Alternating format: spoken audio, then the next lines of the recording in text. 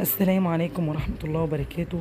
اللهم صل وسلم وبارك على سيدنا محمد، صلاة تحل بها العقد وتفك بها الكرب وتفتح لنا ولكم أبواب الرزق أينما كنتم وأينما كنت. ازيكم يا جماعة، عاملين ايه؟ بصوا الفيديو ده بقى يعني كله دربكة. بمعنى كنت أنا يعني ناوية أعمل ملوخية ورز بصراحة، وبعدين لقيت أخويا بيتصل عليا بيقول لي ايه ده، أنا قريب منك وجايلك. فطبعا يعني الملوخية والرز يعني حسيت ان هو مش كفاية، فبصراحة بقى ايه، رحت ايه قلت لا مش هينفع. رحت بصراحة بقى كان عندي حبة بتنجان وفلفل في التلاجة، ورحت مطلعاهم وأور أور أور، وطلعت فراخ، زودت فراخ، لأن طبعا اللي كنت مطلعة يعني على قدي أنا والعيال وزوجي وكده. وطلعت فراخ وقورت غول محشي بس، وقلت ايه يعني ازود في الاكل. دايما كده، دايما اعملي حسابك في الاكل وزودي. يعاني منها تتصل بيكي يفاجئك انه جاي، يعني ممكن مثلا حد يجيلك على غفله، حد يكلمك يقول لك انا جاي لك، فممكن ما تبقيش عامله حسابك وتضطري تقومي ومش فهو لاجل الحظ يعني ان اخويا ايه اتصل بيا قال لي انا جاي لك، فانا قريب منك وهعدي عليكي. فطبعا ايه، هو معلش هتغدى ولا حاجه، بس هو ذوقيا يعني لازم ايه، طبعا همسك فيه ان هو يتغدى معانا، مع انه والله جه بالليل، يعني جه بالليل جدا. بس ايه، كان الحمد لله الاكل معمول واكلت انا واولادي، وهو بقى ايه مش غريب يعني، هو جه حطيت له الاكل وكده، هو بيحب اصلا المحشي بتاعي.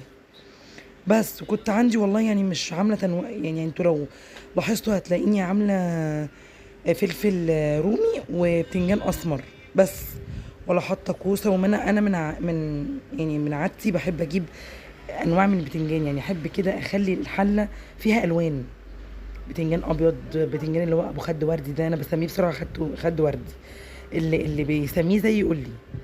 بس وبحب اجيب اللي هو الاسمر ده، بحب الاسمر انا جدا.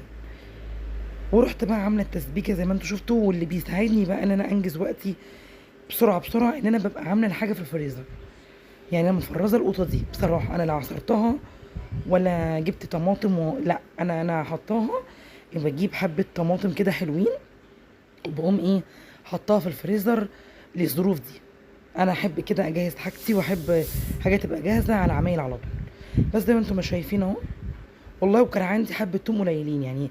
انا على فكره بكتر التوم جدا في الملوخيه، مش جد يعني، مش اللي هو الاوفر لا، يعني بحب احط توم حلو في هنا ده انا كده حاطه قليل.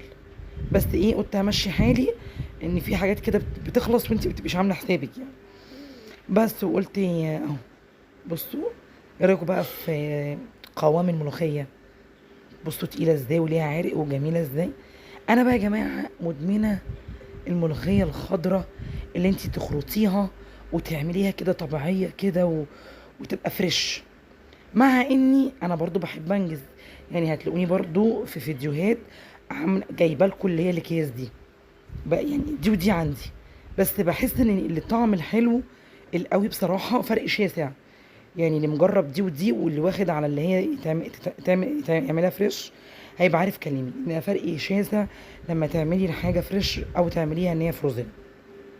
انا بحبها بصراحه، وولادي وجوزي برضو بيحبوا الملوخيه اللي هي الفريش الطازه. بس ساعات التانية بتنجزك يعني، التانية دي بتنجزك تمام. بس بصوا بقى، انا عايزاكم كلكم تخشوا تجربوا طريقه الفراخ دي يا جماعه. انا اول حاجه عملت ايه، اللي بتتعمل بالدبابيس.